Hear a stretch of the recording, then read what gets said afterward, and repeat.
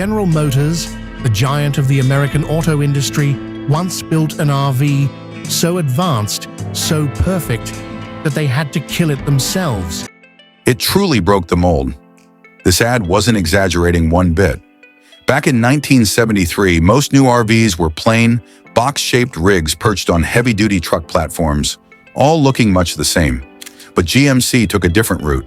They engineered a tough, purpose-built perimeter frame of their own design, giving the coach its backbone. Around that, they built a cage of sturdy aluminum ribs, carefully joining lightweight aluminum and fiberglass body panels. The result was not only strong and durable, but also sleek and modern for its time.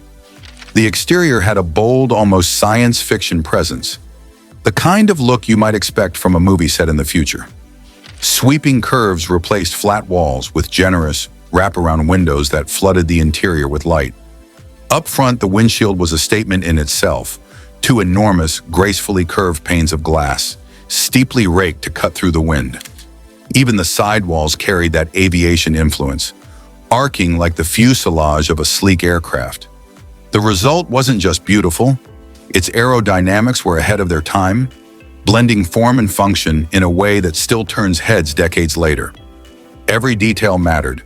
Nothing was too small to perfect during the motorhome's development. Engineers poured their attention into elements most manufacturers might have overlooked. One smart example was the unusually low ground clearance.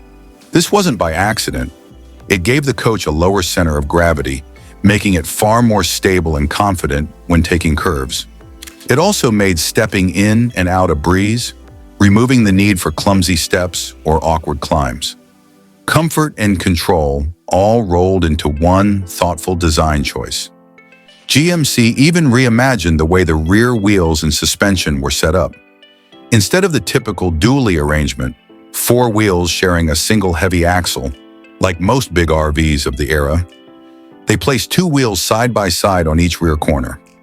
Each pair rode on its own dedicated air suspension with leaf springs, one system for each side of the coach.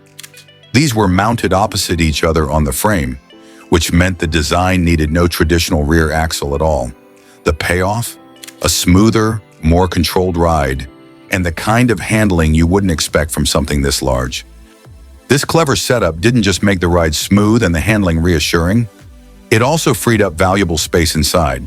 With no bulky rear axle to work around, the rear cabin could stretch wider, giving travelers more room to move, relax, and enjoy the journey.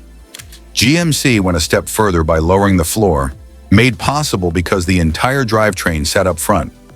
Under the hood, or more accurately, under the front, was a proven and compact power duo. The Oldsmobile 455 cubic inch V8 paired with the turbo-hydromatic 425 3-speed automatic transmission, driving the front wheels. It was the very same dependable setup found in the Oldsmobile Tornado, known for its strength and longevity. In 1977 and 1978, GMC swapped the 455 for Oldsmobile's 403 cubic inch V8, ensuring the motorhome kept its reputation for reliability while adapting to the times. By going with front-wheel drive, GMC freed the motorhome from the bulky rear-wheel drive transaxle and axle that ate up so much space in other RVs. The payoff was huge, a completely flat floor from front to back, yet still enough room tucked underneath for not one but 2 large fuel tanks, holding a combined 50 gallons. That meant fewer fuel stops and more time enjoying the open road. Stopping power was equally well thought out. Up front, large disc brakes delivered confident, modern braking performance, while hefty drum brakes handled the rear. Buyers could choose between 2 sizes to fit their travel style: a nimble 23-foot model with a 140-inch wheelbase, or a spacious 26-footer, riding on a 160-inch wheelbase. Both offered the same blend of comfort, control, and clever engineering that set the GMC apart. Inside, buyers could choose from a variety of layouts to match their travel style, and every model came with a full set of RV comforts: a proper shower, a private bathroom, and a functional kitchen ready for the road. The decor reflected the bold spirit of the 70s. Some interiors exploded with vibrant colors and daring patterns that felt right at home in that era, while others leaned toward a more refined, understated luxury. Over its 6-year production run, GMC offered several versions of the motorhome, the differences mostly coming down to interior finishes and exterior trim packages. It's worth mentioning that a couple of years earlier, in 1971, Revcon had introduced a front-wheel drive RV with a similar frame and structural approach to the GMC. But while GMC's design was sleek and aerodynamic, the Revcon silhouette more closely resembled a city bus, a stark contrast in style and curb appeal. While a handful of other RV makers experimented with front-wheel drive designs in the years just before and during GMC's run, none of them managed to match what GMC accomplished. No rival combined that striking, futuristic look with such a long list of smart features and rock-solid engineering. The GMC MotorHome stood in a class of its own. Over its 6-year production span, GMC built 12,921 of these coaches, a clear sign of its success. It proved to be not only profitable for the company, but remarkably dependable for owners, and that reliability endures. Even 4 decades after the last one rolled off the line, it's estimated that around 8,000 are still on the road today, turning heads and carrying travelers just as confidently as they did in the 70s. And here's the million-dollar question.